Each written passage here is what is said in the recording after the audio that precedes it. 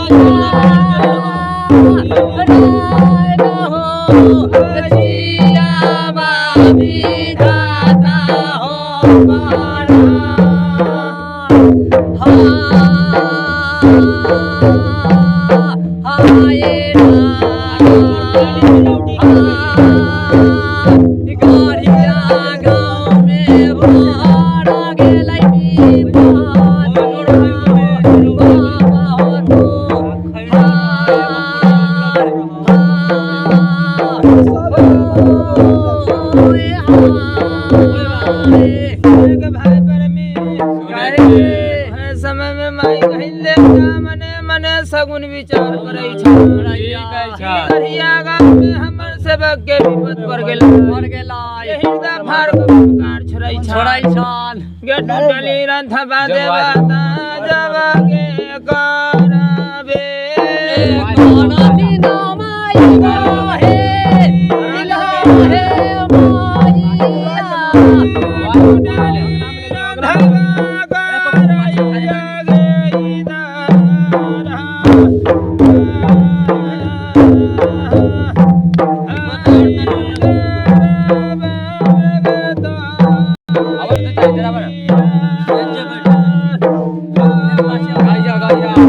आराम से बुआ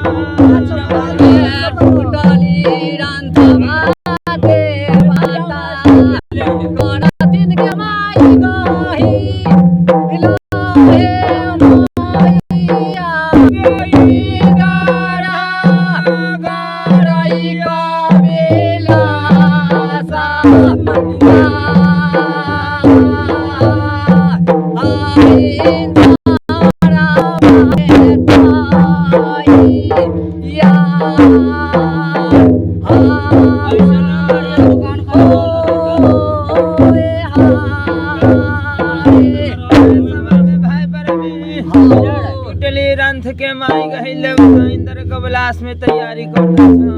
छन ओहे समय में नीचा ओ है जावा में बैठवे जावा गोरावे रे गोरा बिना माई गहिल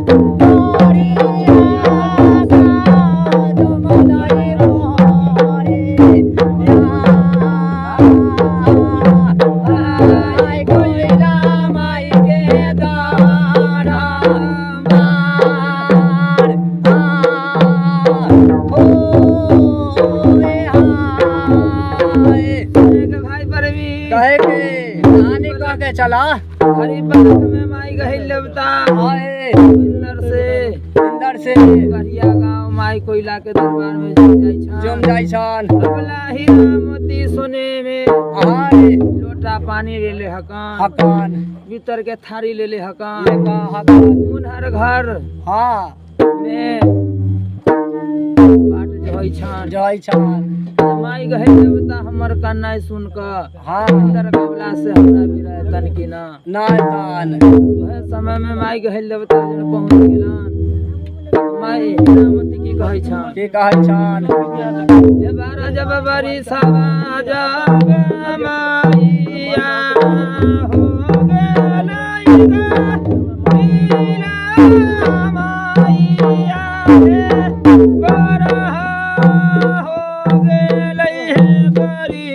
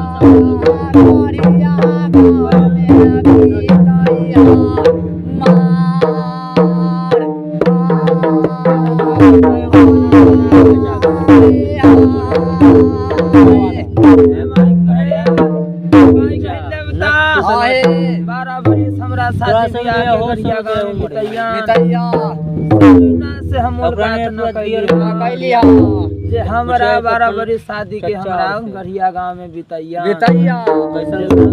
दर्शन न कैली एतने लागी दुकान आई छ समय में माई गहिल देवता उजन कहै छन जे मुनहर घर के कमाई खोल के बाट दुहन सिकला बउआ बात के हम गोरिया बन जाछियो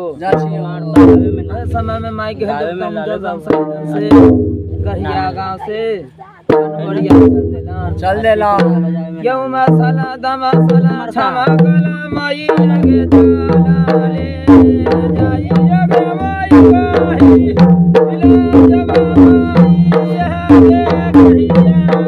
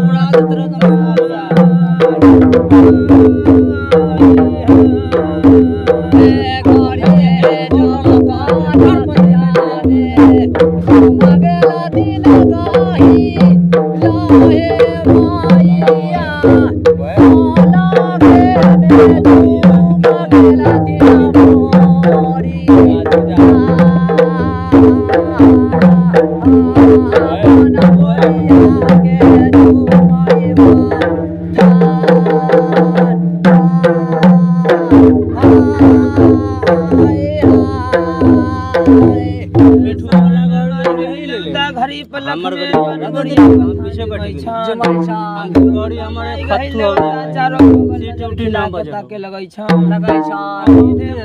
सीधे मुख सीधे मुख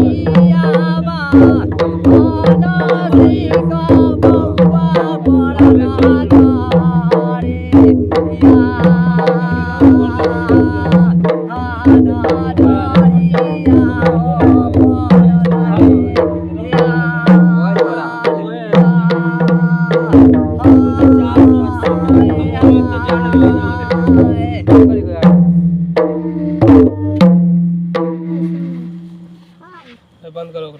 टेप पीस का